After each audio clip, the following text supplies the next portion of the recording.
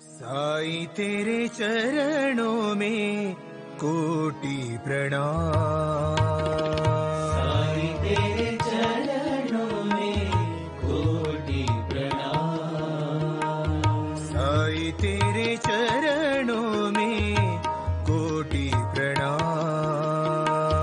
साईं तेरे चरणों में कोटि प्रणाम। शरण में ले लो साईं प्रभो। शरण में ले लो साईं प्रभो। शरण में ले लो साईं प्रभो। शरण में ले लो साईं प्रभो।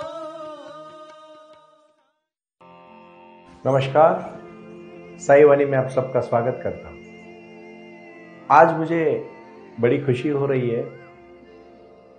श्रद्धा और सबूरी, सबका मालिक एक, और साईं बाबा का आशीर्वाद आप सबके साथ है। पूरे विश्व से जुड़े हुए मेरे प्रिय साईं भक्त जो श्रद्धा और सबूरी के साथ बाबा से जुड़े हैं, वो ऐसे नहीं जुड़े हैं।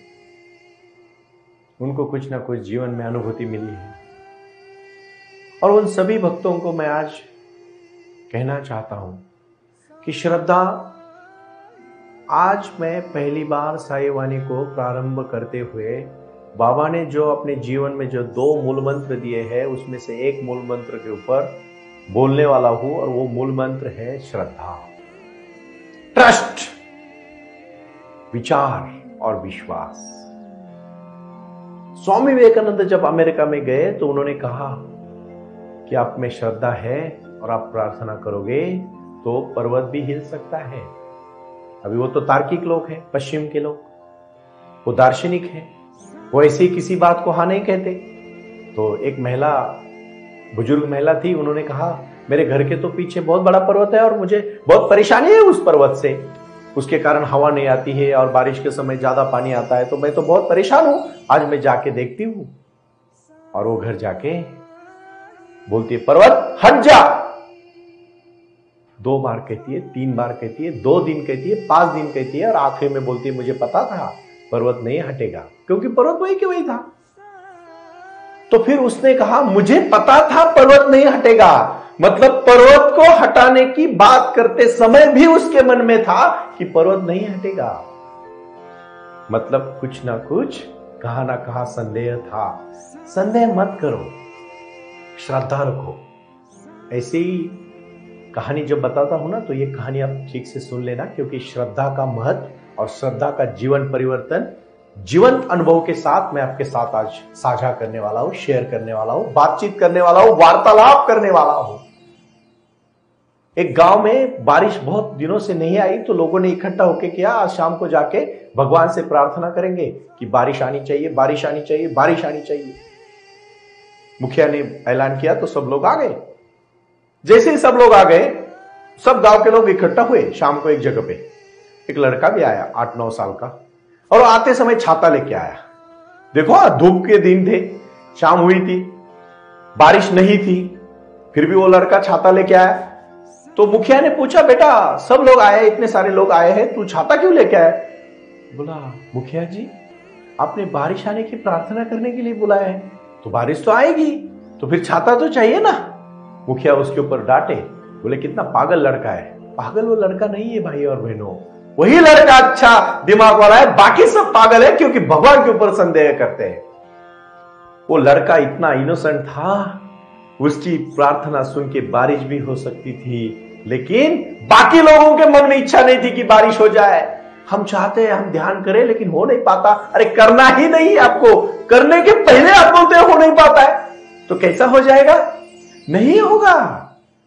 आप अपने जीवन में जो भी करना चाहते हो सकारात्मक भाव से और पूरी श्रद्धा से करो। साईं बाबा के जीवन में ऐसे बहुत सारे लोग आते थे उनको मिलने। तो एक समय एक पंडित आया, और पंडित को बुरा लगा कि ये कौन बाबा है, कौन फकीर है, कभी मंदिर में रहता है, कभी मस्जिद में रहता है, कभी चावड़ी में रहता है, कभी लेंडी बाग में रहता है, कभी द्वारका माई में रहता है, कभी इधर दरबार लगाता है और कभी सभी लोगों को बहुत अच्छे लोगों को खाना देता है, लोगों को भूखा नहीं सोने की उनके लिए कुछ ना कुछ करते रहते हैं, उनको चमत्कार दिखाते हैं, लोगों की सेवा करते हैं, लोगों को आशीर्वाद देते हैं। और मुझे तो इस पे भरोसा नहीं है, मुझे तो ढोंगी बाबा लग रहा है। तो साईं बाबा वो सब समझते और हंसते हैं। और जब उस बंदे के घर में परेशानी होती है, बाबा जाको उसको मदद करते हैं। बाबा ये नहीं देखते कि वो मेरे बारे में क्या सोच रहा है। अच्छा पेड़ एक चोर को भी फल देता है और एक संत को भी फल देता है। पेड़ कभी नहीं सोचता ये चोर है या संत है। यही तो विचार है भाई और बहनों। श्रद्धा का फल मीठा होता है, लेकिन वो फल खाने की अपनी नियत होनी चाहिए, साफ सुथरी नियत होनी चाहिए। और ये नियत के ऊपर आज श्रद्धा बहुत कुछ निर्भर होती है। जो करना है ना मन से करो, नहीं तो करो मत, बिल्कुल करो मत। क्या करोगे, क्या फायदा है गलत चीजें करने से। बहुत महत्वपूर्ण कहानी मैं आपको बताने जा रहा हूं, उसको शांति से सुनना। और ये इतना महत्वपूर्ण है कि जब तक आप इसको नहीं सुनोगे तब तक जीवन में बदलाव नहीं आएगा। दो दोस्त होते हैं और दोनों दोस्त के भगवान के ऊपर बहुत बड़ी श्रद्धा होती है। बट एक दोस्त जो होता है ना, उसमें वो कभी कभी शंकित हो जाता है भगवान के प्रति कि भगवान है क्या नहीं है। और दूसरा हमेशा कहता है कि भगवान है और भगवान मेरे में बसे हुए हैं, और इसलिए वो अच्छे कर्म पे भरोसा करता है। एक बार पहला दोस्त छोटी सी गलती कर देता है जिंदगी में और उसको गलती को माफ किया जाता है। तो बोलता है भगवान नहीं है, क्योंकि अगर भगवान होते तो मेरी गलती को माफ क्यों करते, वो तो मुझे वही के वही रोक देते। भगवान कभी अच्छे और बुरे कर्म के लिए आपको रोकते नहीं है। इतना याद रखना, आपको खुद को भगवान को समर्पित होते समय सच्चे मन से समर्पित होना होता है।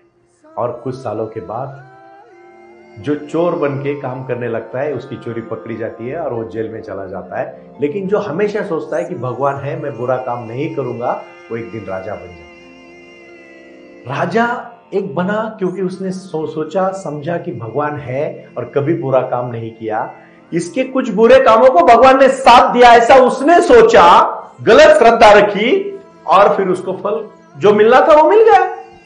यही तो जीवन है। आप क्यों ऐसा सोच रहे हो? अरे कर्म करेगा तो नर का नारायण भी बन जाएगा।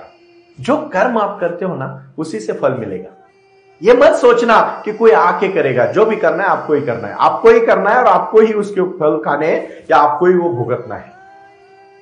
सिद्धांतिक बातें करके मनोरंजन करना मेरा प्रयास नहीं है।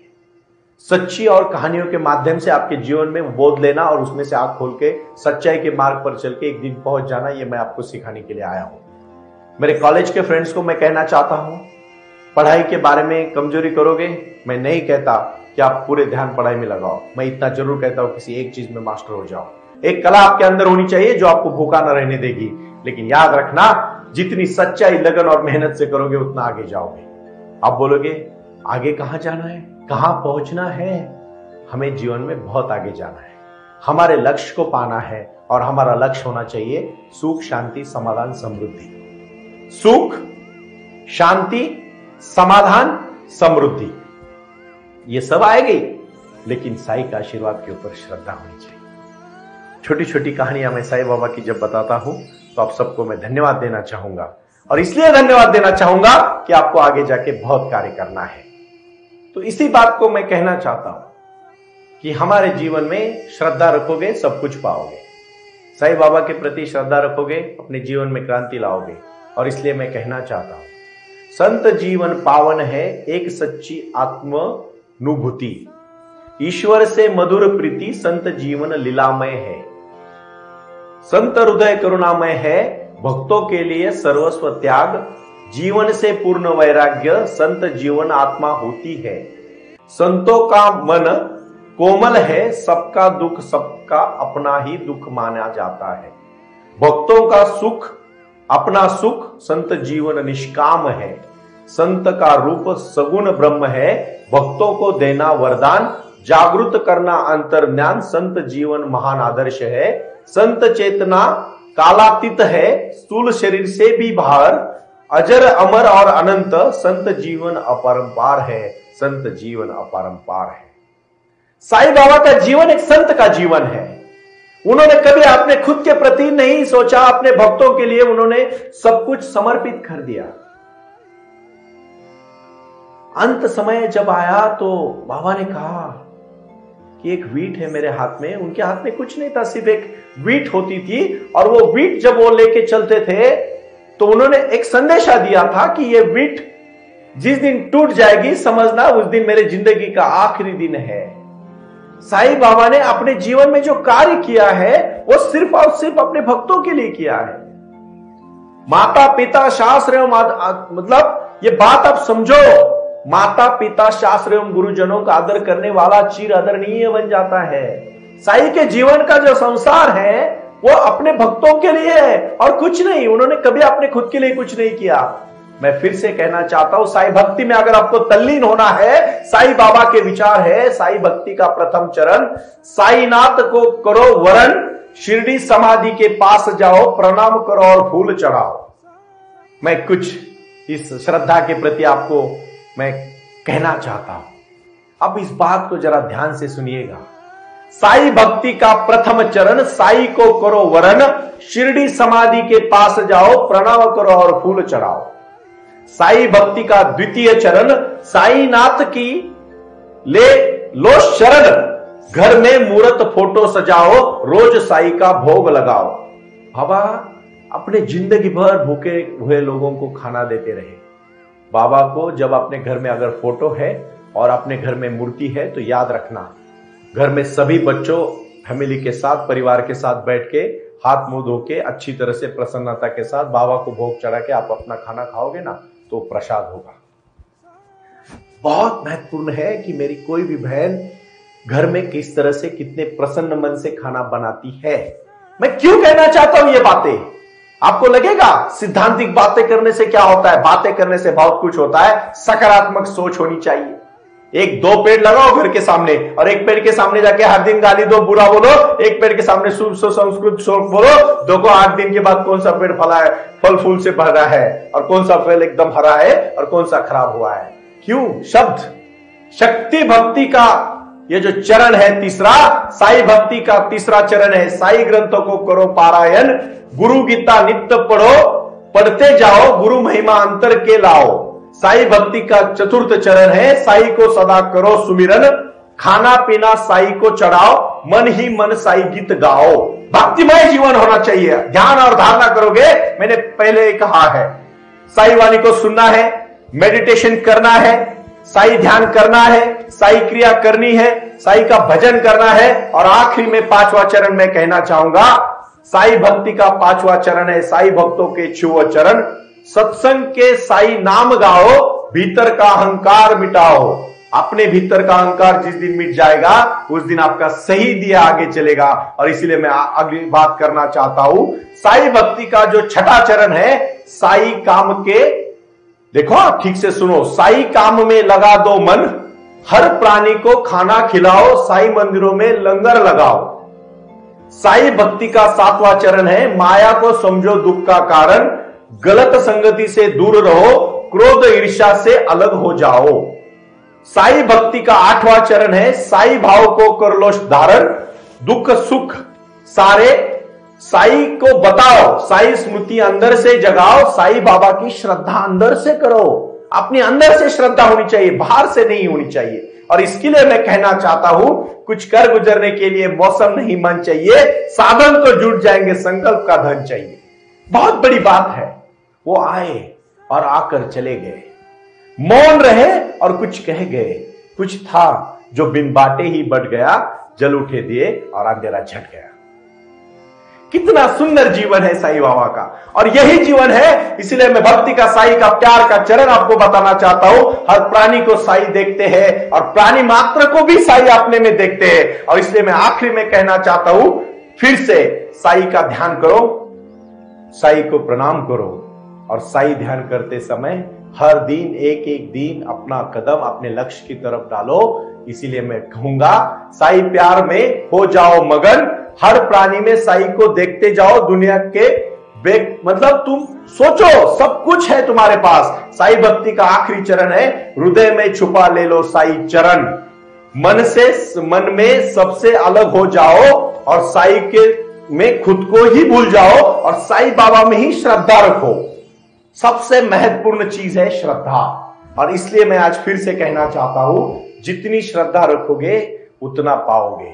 और इसलिए मैं एक आखिरी चरण में कहूंगा, न बताते का है कुछ कारण, अंतिम चरण के अनुभव पाओ, भक्ति मार्ग के शिखर पे जाओ। साईनाथ उन सदा प्रसन्न, जिसने दिया तन मन धन, अपने अंदर श्री साई को बताओ, मतलब बैठाओ और साई जीवन को जगत में अपनाओ। यही है मेरा आज का आपको संदेश। साई जीवन को आप कैसे आत्मा सकते हो बताओ, कैसे आत्मसात करोगे बताओ। साई बाबा की श्रद्धा रखनी है और साई बाबा की सबूरी रखनी है। मतलब क्या करना है, सबका मालिक एक है। मतलब इसका मतलब क्या है, इसका मतलब है जीवन में क्रांति। अपने जीवन में क्रांति करना है तो आपको डट के काम करना पड़ेगा। और आखिरी में आखिरी चरण बताऊंगा, अपने को श्रद्धा रखनी है। और ये श्रद्धा क्यों रखनी है, अपनी मां जब अपने बच्चों के बारे में सोचती है ना, तो बहुत दिल से सोचती है। लेकिन बच्चा सोचता है मां की तरफ उस तरह से, जब वो उसकी शादी होती है, बड़ा हो जाता है, तो मां को कम से कम भूलो मत। अरे अपने माँ बाप में ही आशीर्वाद छुपा हुआ है। भगवान का आशीर्वाद अपने माँ बाप से मिलता है। और यही आशीर्वाद जब मिलता है ना, का आशीर्वाद अपने माँ बाप से मिलता है। और यही आशीर्वाद जब मिलता है ना, तो हमारी जिंदगी बदल जाती है। उन्होंने अपना खुद का हाथ काट के बोधिसत्व के सामने रखा और बोधिसत्व को कहा, आप हमारी तरफ देख के बोलिए, नहीं तो मैं गला काट के मेरा आपके सामने रखूंगा। बोधिसत्व ने उसके ऊपर देखा और उसकी तरफ देखकर कहा, बेटा मैं तेरी ही राह देख रहा था। इतनी श्रद्धा के साथ जब कोई अपने को अपनाता है, भगवान भी उसको कभी कम नहीं पड़ने देते। लेकिन उसके लिए सत्कर्म होने चाहिए, उसके लिए सच्चाई होनी चाहिए और अपनेपन के साथ अपनों को अपना बनाने के लिए और अपनों को अपना प्यार देने के लिए एक विश्वास होना चाहिए। और इसलिए मैं फिर से कहूंगा, साई क्रिया और साई ध्यान पूना के स्थित हमारे बारामती के आश्रम में आप आओगे, साई बाबा का ध्यान करोगे और इसी ध्यान के माध्यम से मैंने जितने भी किताबें लिखी है उनसे आप जुड़ो और अपने जीवन में एक क्रांति लाओ। यही क्रांति होगी साई की क्रांति। और मैं फिर से कहना चाहता हूं, इस भजन की रूप से साई बाबा को आत्मसात करो और अपने जीवन में बदलाव लाओ। इतना ही कहूंगा। प्रणाम।